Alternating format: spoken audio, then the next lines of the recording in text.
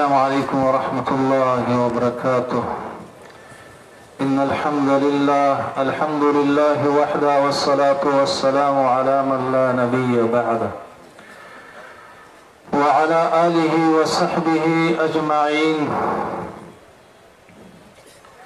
أعوذ بالله من الشيطان الرجيم. بسم الله الرحمن الرحيم. وإنك لعلى خلق عظيم. وقال النبي صلى الله عليه وسلم: إنما بعثت لأتمم مكارم الأخلاق. सीरत नहीं अगर सूरत फजूल है, सीरत नहीं अगर सूरत फजूल है, जिस फूल में खुशबू नहीं वो कागज का फूल है। निहायत काबिल कदर काबिल एहतराम द जमात इशाअत तौहीद व सुन्ना अल आलमिया पदे वल्लसमा सालाना इज्तिमा के उलमाए किराम और अवाम रुना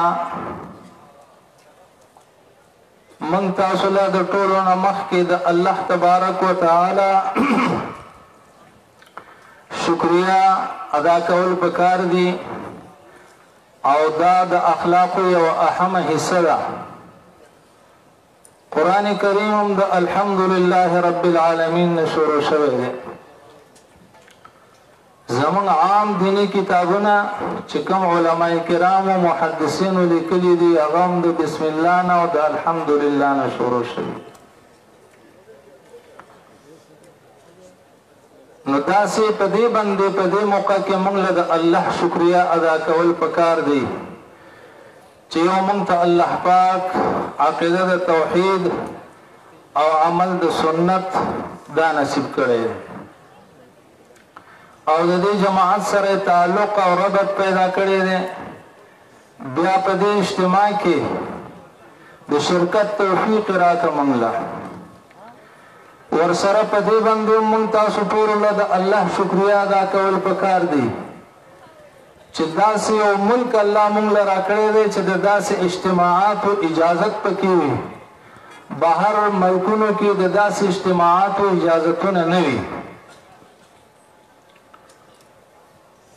और ब्या पदे बंदे मंगला द अल्लाह पाक शुक्रिया अदा कवल पकार दी जमुस्तासो संच द नबी अलैहि सलातो व सलाम अवलने जवन द मक्की दौर तकलीफों सर मुखामख हो और हिजरत सर अल्लाह पाक गलबा व तरक्की रावस्तला दक़सी मशर शेख चिकल दा दर शुरू को द दावत द तौहीद द सुन्नत शुरू को नो हर खास व आम आगा वक्त दा आगा मुखालिफ हो नो आगा तकलीफों आगई जमुन द इस्लाह द पारा द अल्लाह द रजा द पारा द इल्म आगा हक अदा को जमुन स्तासो इस्लाह और जमुन पजरिया बंद ब्या द नूर उम्मत इस्लाह और ब्या दागी नफस दागी फर्जंद अर्जुमन जमन अमीर मुहतरम शेख अल कुरान वल हदीस मौलाना मोहम्मद तोयब ताहिरी हफिज़हुल्लाह तआला ददप अमारत और ददप क़ियादत उम्म तासलद अल्लाह शुक्रिया अदा कवल पकार दी चिदुदी आगा इखलास सरा अल्लाह पाक जमात का तरक्की वर्कलला मरगरों की नज़्म ज़बत द इज्तिमाआत व प्रोग्रामुना पमल की और सुबह की दागी दौरी द मरगरों सर दागी रवाबित दा से आम मशरान मंगदूर लिदली दी आगे न की दा से सिफात अल्लाह पाक दूल और खड़ी दी په دې ټولو باندې موږ تاسو ته د الله پاک شکریا او بیا د خپلو مشرانو د مشر شیخ او د موجوده شیخ او بیا زمونږ چې کوم صوبایي مشران دي چې هغې زیر نگرانی دا اجتماع جوړیږي مولانا ناظم اعلی مولانا شمس الهادي صاحب مولانا مومن ګل صاحب داسې ناظم اطلاعات فیاض صاحب نور چې کوم صوبایي مشران دي نو د الله د شکریې سره سره موږ له د خپل موجوده امیر محترم او د دې صوبایي مشرانو او د دوی چې کوم ملګري دي د هغې په تعاون سره د هغې په هلو ځلو سره د هغې په سوچ او فکر سره او دا اجتماع چې څنګه ښکاري د دې نه مخکې ډېر تکلیفونه دوی برداشت کړي دي او ډېر سوچ او فکر یې کړی دی شپې او ورځې یې روڼ کړي دي خپل آرام یې قرباني کړی دی خپل کارونه خپل کورونه نو د دوی موږ له شکریا ادا کول پکار دي الله دې د دوی دا محنت قبول کړي دوی له دې الله بهتره بدلې د دې ورکړي دا شکریا ادا کول شاته د سره خو کړه نور د سوس نه کېږي جزاک الله خیر ورته ویل دا هم د خو اخلاقو یوه حصه ده چې هېڅ وس د نه کېږي نو رول تندي باندې چا سره میلاوېدل سلام کلام لاس میلاول دا د ښو اخلاقو یوه حصه ده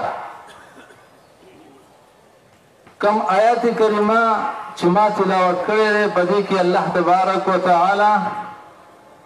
د نبي علیه الصلاة والسلام شان بیانوي د هغه مرتبه بیانوي په عقیده کې او په ایمان کې خو د هغې نه څوک کامل نشته دی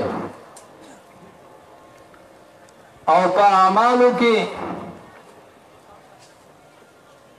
دې کې د هغې اخلاق د هغې خوی د هغې باطن ځکه خلق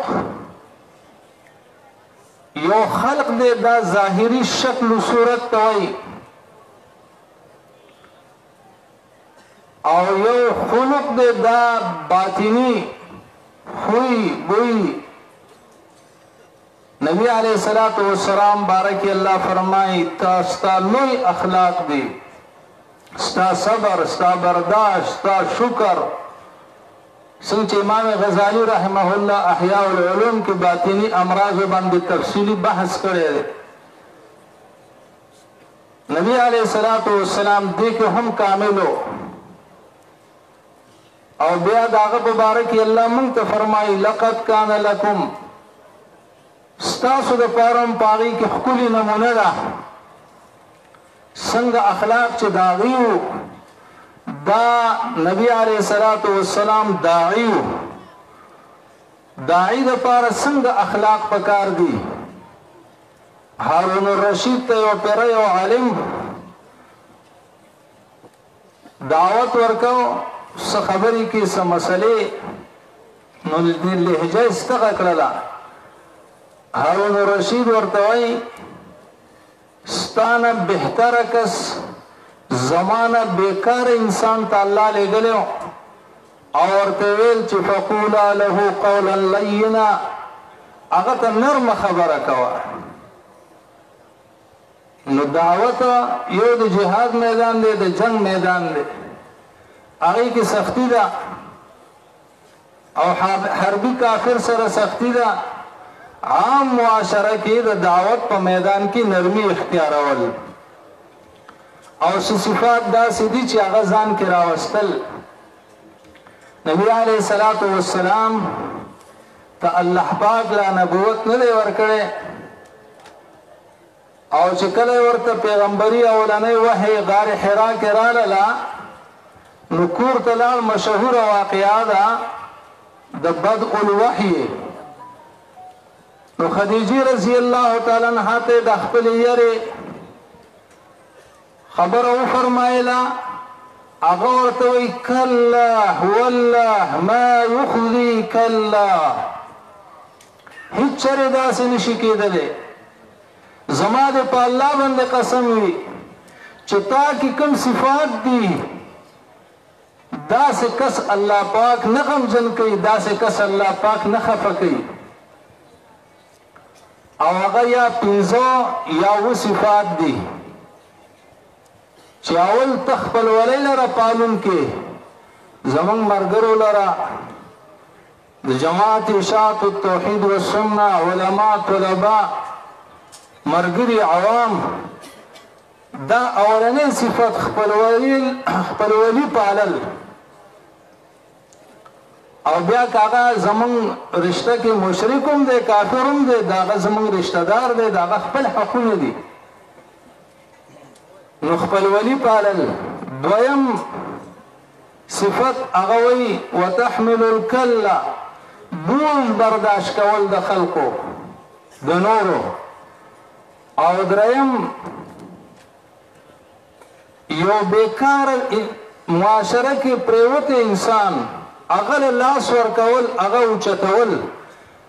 هغه دینی لحاظ سره دی هغه ته دعوت ورکول هغه غریب دی هغه سره امداد کول هغه بدنی لحاظ سره کمزور دی هغه سره لاس ورکول داغه مصیبت نه داغه کند نه داغه مشکل زین هغه مخکې کول. وتکسب المعدوم مختلف معنی محدثین کوي. او سلورم ته د میلمه اکرام کې د میلمه. او پنځم د خلقو چې کوم حادثې راشي حادثې مصائب زلزلې طوفانونه سیلابونه اور لګي او ځکه دغه حادثو کې د خلقو سره امداد کوي. زمون جماعت لا مرګرو لا د کلی او د علاقې او د حلقې او د ضلع په سطح یو داسې فن پکار دی چې خلقو سره دې طریقو سره امداد کوي. ان شاء الله یو خدا صفات بم راشي او دغه علاقې خلق دغه حلقې حق خلق دا به متاثر هم وي. څنګه چې بیګا نه بلش په شیخ صاحب فرمایل د مشر شیخ صاحب واقعي بیان کړله چې هغه کس وهلې دی مشر شیخ یې ووهه وینې پرامات کړې او بیا دواړه جیل ته لاړل او جیل کې چې کله دوی ته بسترې راغلې شیخ صاحب او ملګري خپله بستره مخالف له ورکړله. تاسو مشران زمانه تاسو بم دا اورېدلي چې یسي کې د شیخ صاحب نه خپل هم درس کې دا خبره ما اورېدلې وه چې مخالف لا د مالټې دانه پوره نشي ورکولی نو نیمه تو خوره نیمه هغه له ورکه کم سے کم مخامخ به ستا مخالفت نه کوي. که مسله دې نه مني خو مخامخ به درته نه راځي مخالف به دې نه وي.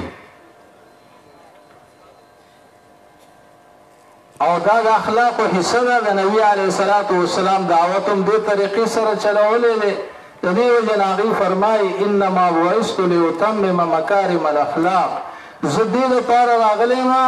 الله پاک زما بعثت دې لپاره شوی دی چې زه اخلاق آخري نقطه کمال ته ورسوم. او علامہ صاحب وایي سیرت نہیں اگر صورت فضول ہے ستا خوی او اخلاق نشته دی که شکل دې ډېر ښایسته دی بیا دې دا شکل فضول دی. جس پھول میں خوشبو نہیں وہ ہے کاغذ کا پھول ہے. او مثال داسې دی د کاغذي پھول کې بوی نه وي تا کې خوشبو نشته دی. نو دا خوی اخلاق زمون علما الحمدلله د قرآن او د سنت دا علم الله پاک دوی له جسم ورکړی دی داسې نور ډېر کم دي. خو د دې یوې خبرې زمونږ لږ شانې کمې وي چې مونږ خپله لهجه مسله د شیخ غلام حبیب صاحب رحمه الله تعالی هغه وی چې مسله ښه ټیټ بیانوه او طریقه لږه هغې دپاره لږ سوچ او فکر کوه. الله تبارک وتعالی دې مال او تاسو له په دې باندې د عمل کولو توفیق راکړي. که څه کمې بیشي شوي وي